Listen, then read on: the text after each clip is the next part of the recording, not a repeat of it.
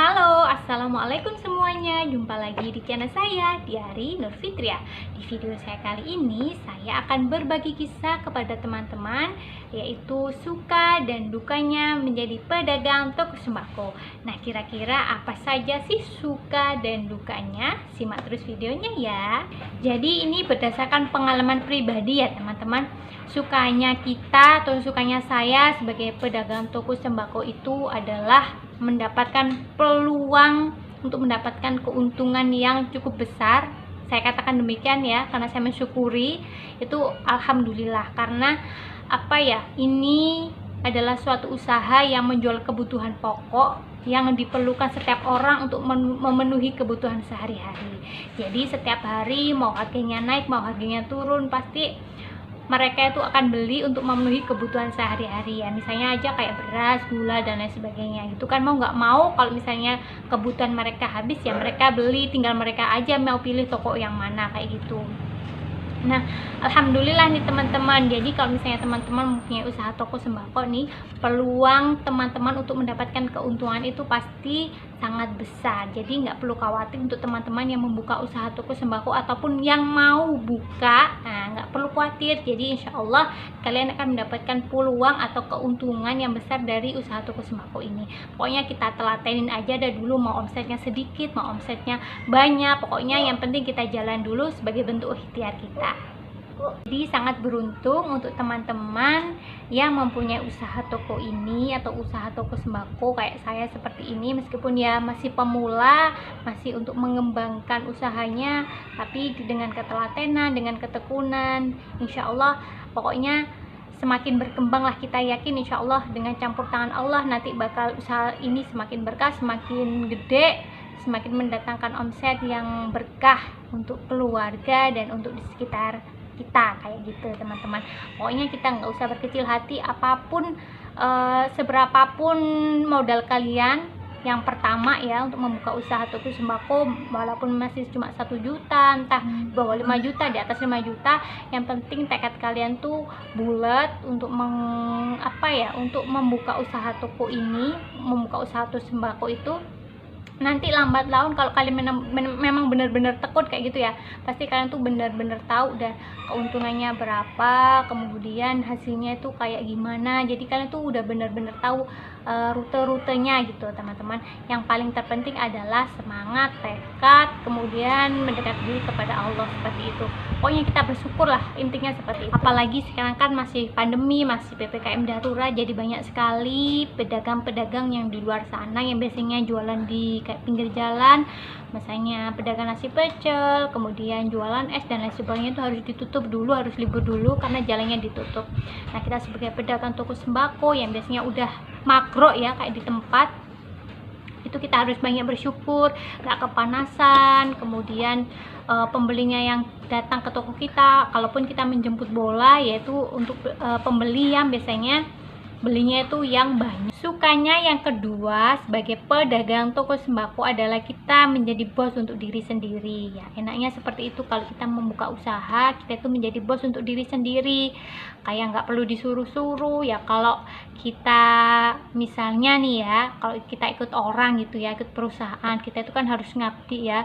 Misalnya harus seperti ini, targetnya harus terpenuhi. Nah, kalau untuk usaha sendiri, buka usaha apapun ya, kalau khususnya kayak saya pedagang toko sembako ya, kita jadi bos untuk diri sendiri. Kalau misalnya barangnya habis ya kita harus belanja lagi, kemudian uangnya omset itu kita harus putarkan lagi, gimana caranya dapat untung, kemudian bisa belanja lagi gitu ya.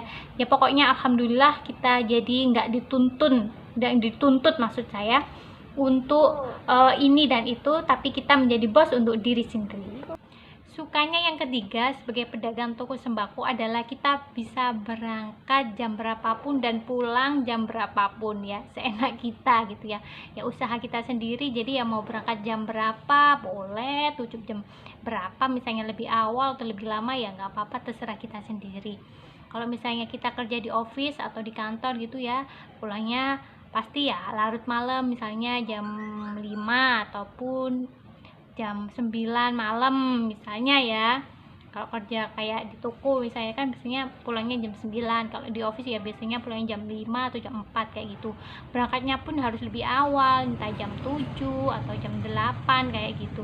Kalau kita sebagai pedagang toko sembako ya terserah kita ya, mau buka awal lebih baik, misalnya kalau misal lebih molor ya nggak apa-apa, terserah kita kayak gitu. Jadi itu sukanya kita sebagai pedagang toko sembako. Nah, sukanya yang terakhir adalah yang keempat adalah kita bisa nabung setiap hari gitu. Jadi meskipun tabungan kita nabungnya nggak sebegitu besar ya, entah itu hanya 10.000, 5.000 ataupun berapapun ya, tapi kita bisa menabung setiap hari. Kalau misalnya kita menabung dari sedikit demi sedikit, insya Allah nanti lama-lama juga jadi bukit kayak ya, jadi banyak. Yang penting kita bisa mengelola toko kita ini dengan baik, insya Allah nanti pasti ada keuntungan. Dari keuntungan nanti kita sisihkan sedikit untuk pribadi dan yang sisanya bisa ditabung untuk keperluan yang misalnya mendesak dan lain sebagainya, seperti itu. Nah, untuk teman-teman di sana yang lagi bingung mau usaha apa, apalagi sekarang di masa PPKM darurat ini, bingung ya mau usaha apa ya yang sekiranya ini bisa menambah uang belanja gitu, kalian bisa deh membuka usaha toko sembako. Yang penting kalian coba aja dulu. Yang paling terpenting kalian bisa musyawarah dulu ya sama suami ataupun dengan keluarga, dengan orang tua, gimana usaha yang paling cocok untuk saya. Kalau misalnya untuk ibu-ibu yang di rumah, yang emak-emak, daripada nganggur di rumah, kalian bisa deh buka usaha toko sembako, berapapun modalnya, pokoknya kalian tekad bulat, insya Allah nanti bakal jadi kayak gitu ya. Jadi saya di sini cuma menyemangati teman-teman, memberikan tips dan trik caranya kayak gimana, nanti semuanya kembali kepada teman-teman ya. Sepenting saya bisa memberikan sedikit motivasi ilmu saya yang saya berikan kepada teman-teman, nanti entah itu digunakan atau enggak itu semua kembali kepada teman-teman. Nah, yang tadi sukanya sekarang ganti dukanya ya. Semua itu ada sukanya ya pasti ada dukanya. Ada kanan, ada kiri, ada atas ya ada bawah. Nah, di sini saya memberikan menjelaskan tentang dukanya sebagai pedagang toko sembako itu apa. Yang pertama adalah banyak konsumen yang mencela kita di belakang kita. Misalnya saja seperti ini ya teman-teman, kayak ada orang yang belanja kemudian mereka membawa uangnya itu tidak cukup. Misalnya belanjanya habisnya 100.000, tapi mereka cuma bawa uang 50.000. Nah, kalau misalnya nih kan masih kurang 50.000 nih, nah otomatis yang 50.000 itu adalah masih menjadi tanggungan kita. Maksudnya mereka ngutang ya, istilahnya gitu, ngutang ke kita. Nah, pada kapan hari gitu ya, kita itu istilahnya minta ke si pembeli ini kayak, Bude, yang kemarin belanjanya kurang 50.000, kalau misalnya ada uang lebih nanti bisa dikasih ke saya ya, saya kan mau juga buat puteran biar toko saya ini biar barangnya muter, biar semakin berkembang. Iya tante, gitu misalnya ya. Kalau orangnya memang baik, orangnya memang jujur ya pasti nanti dikasih. Kalau misalnya ini orangnya agak gitu ya, orangnya tuh agak nyebelin gitu, nah tuh biasanya diolor-olor tuh. Padahal ketika belanja itu, jadi ini fakta loh teman-teman ya, ini fakta, ini sesuai dengan pengalaman pribadi saya. Jadi orang tuh kalau belanja itu memang beda-beda sifat dan karakternya tuh pelanggan ya.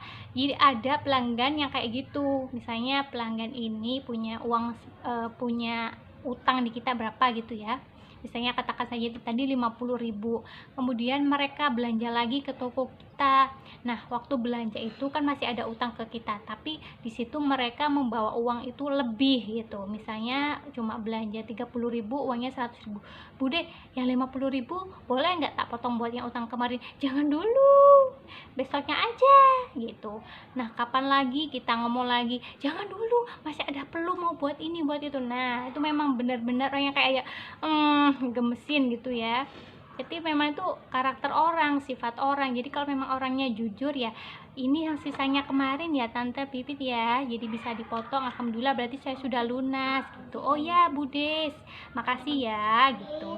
Jadi kalau misalnya mereka datang ke toko kita lagi. Kalau misalnya mereka memang ngutang atau istilahnya kurang gitu ya, istilahnya kurang itu, jadi kita tuh bisa percaya kepada si orang yang jujur ini. Tapi kalau yang orang yang memang kayak agak embulet gitu ya, kayak yang saya omongkan yang tadi itu, jadi kita tuh kayak istilahku wegah gitu ya. Oh, ini orang kalau nggak dikasih nanti ngomong ke orang yang lainnya, kalau dikasih tuh orangnya mundur-mundur mulu kayak gitu ya. Jadi itu ya salah satu dukanya kita sebagai pedagang toko sembako ya. Jadi kupingnya harus kebal, kemudian ya pokoknya nggak boleh dibawa baper aja deh kayak gitu.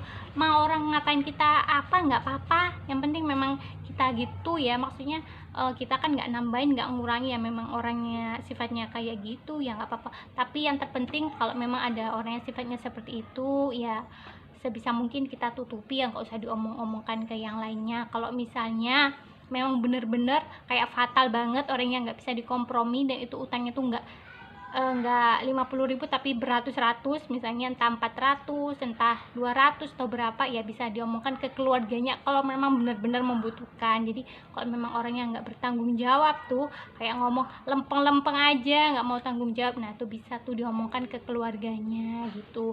Tolong ya sampaikan ke bude ini ada tanggungan ke saya sejumlah ini, nanti bisa diomongkan, karena yang kemarin-kemarin orangnya diem mulu kayak gitu. Dukanya yang kedua adalah harganya itu nggak stabil. Nah, misalnya aja yang paling sederhana adalah telur ya. Nah, telur nih harganya tuh nggak stabil teman-teman. Jadi setiap hari tuh bisa naik, bisa turun kayak gitu. Terus kemudian kayak yang kemarin itu susu Bir Brand itu ya, harganya itu karena masa PPKM ini jadi harganya tuh naik banget, naik drastis malah. Jadi kita itu mendapatkan keuntungan yang sama, tapi modalnya yang kita keluarkan itu jadi lebih banyak kayak gitu. Jadi itu salah satu dukanya kita sebagai pedagang toko. Sekian dulu video dari saya tentang suka duka menjadi pedagang toko sembako. Semoga bermanfaat ya. Jangan lupa untuk selalu like, comment, share, and subscribe channel YouTube saya agar saya selalu dapat memberikan tutorial toko sembako yang lebih banyak lagi. Sekian dari saya. Wassalamualaikum warahmatullahi wabarakatuh.